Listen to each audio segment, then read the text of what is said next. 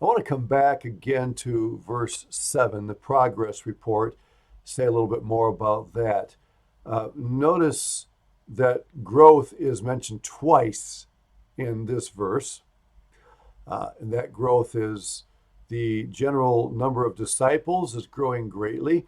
Notice that Luke is done trying to say how big the church was or how many were added. It's just becoming too big to count. But also, he makes mention of a great many priests who are obedient to the faith. Now, these are probably not chief priests, but these would have been priests who circulated in temple ministry from time to time. Each one had a certain period in which he would serve in the temple. You may remember the father of John the Baptist, Zacharias, who had actually been serving in his uh, slot, if you will, of time when the angel appeared to him and announced the birth of John the Baptist. And so these are priests who are regularly involved in the temple, and they would have had contact with the Sadducees, the high priests as well, and many of them are coming to Christ. That's a very fascinating statement, which of course is great for the church, but it poses a threat to the Sanhedrin and the Jewish community there in Jerusalem. And then just at the beginning of that verse, notice that the word of God spread. It's not the signs and wonders that are priority here, even though they'll be mentioned here in the next verse, but it is the message of the word of God that's front and center. The fact that signs and wonders are mentioned in verse 8 shows us that God is confirming the message of the word with those signs and wonders, but they are not essential to an understanding of the gospel. Remember that Paul will say years later that the gospel is the power of God to salvation to everyone who believes. Romans 1:16. All right, so with that, let's move on to verse 8. Stephen is going to play a role here that is brief in its duration, but very powerful in its impact. And so just keep that in mind. Sometimes God chooses to use people for a relatively short period of time, but whose lives impact others after that. I mean, even in the missions world, we see that over and over again. David Brainerd served for just under 5 years as a missionary, a very short period of time, and yet he's remembered today for his passion for the Lord. Jim Elliot and his friends who were killed in Ecuador after a very brief life of missions, and others like them. William Borden, just a few years of ministry, and yet became ill and died.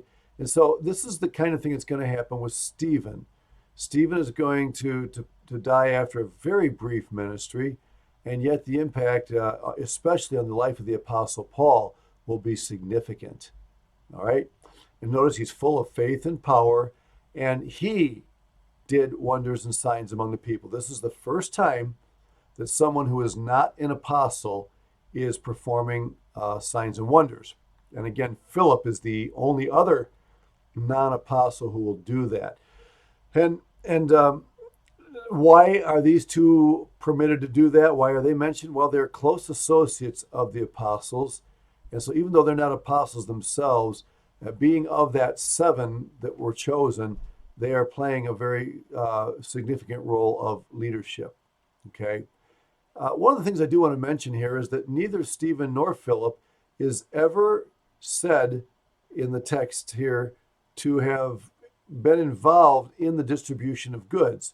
We assume that they were because they were chosen, but everything that is said about both Stephen and Philip relates to other ministry and not the ministry of distribution of goods.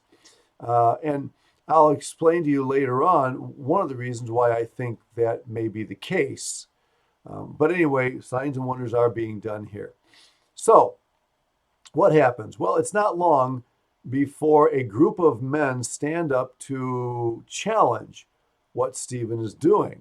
All right, and and so these men are called members of the synagogue of the freedmen.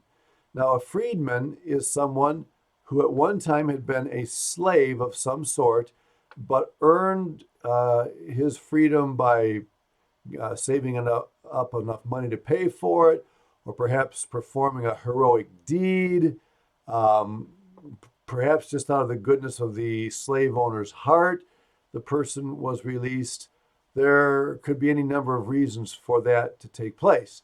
And so these were called freedmen. And these guys are said to have come from Cyrene, from Alexandria, Egypt, Cilicia, and Asia. And I'll show you a map in a moment identifying those locations. Now, why are these men specifically mentioned? They rise up to dispute with Stephen. There were lots of synagogues in Jerusalem. Why is this one singled out? Why are these men opposing Stephen? One suggestion is that Stephen perhaps at one time had been a part of this group. Perhaps he himself had been a freedman and was part. And when he came to Christ, he may have became a target. He may have become a target for these other men, and so they disputed with him and tried to prove him wrong and to defeat him in a rhetorical discussion. Well, they were not able to resist the wisdom and the spirit by which he spoke. Stephen was filled with the Spirit. He had obviously studied the scriptures. He understood the message of the gospel well and the prophecies concerning Jesus Christ. And they simply were not able to defeat him in a debate, however that took place.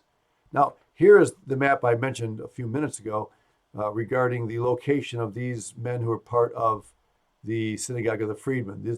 These would have been their homelands, even though all of them were now residing in Jerusalem. Okay, and again, Luke does things like that, I think, to prepare the reader for the expansion of the gospel into the Gentile world. So he throws bits and pieces of Gentile information and location into his narrative early on to condition the reader for that which is going to happen eventually. And so what do? Well, they induce men. They basically bribe them to say, we have heard him speak blasphemous words against Moses and God. Notice they stirred up the people. They even set up false witnesses. Now, these are the same types of things that happened when Jesus was tried.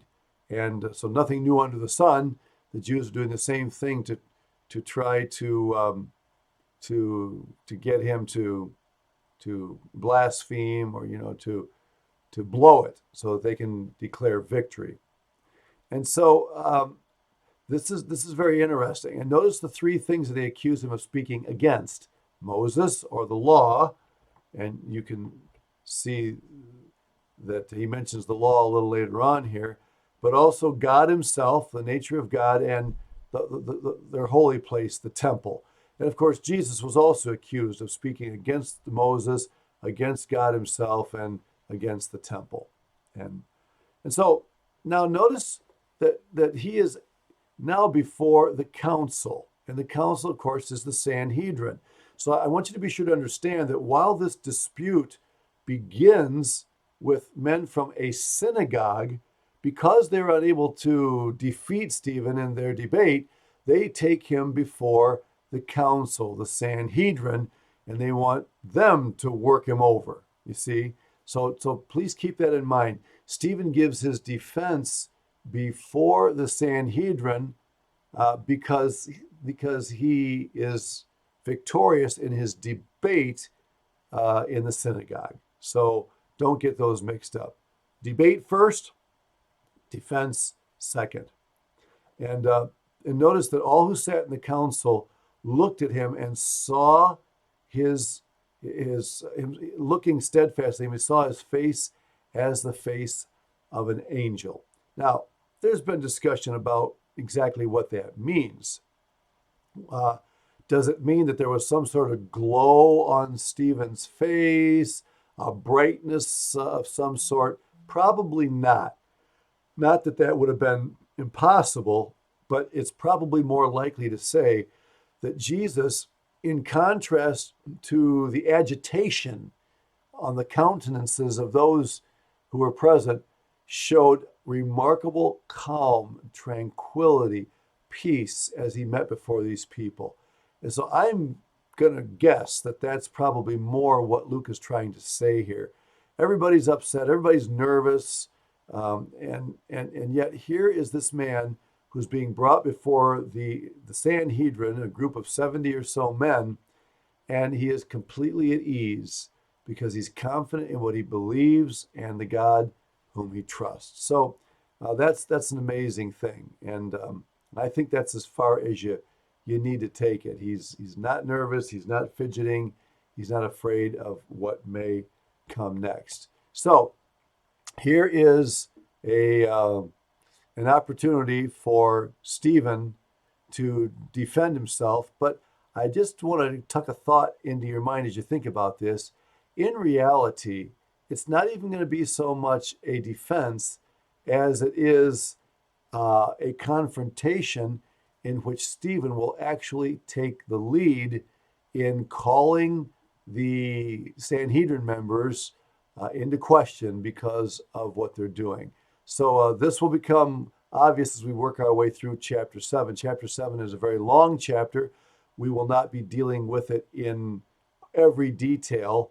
Normally, we try to take the text verse by verse. We're not going to do that completely in chapter 7.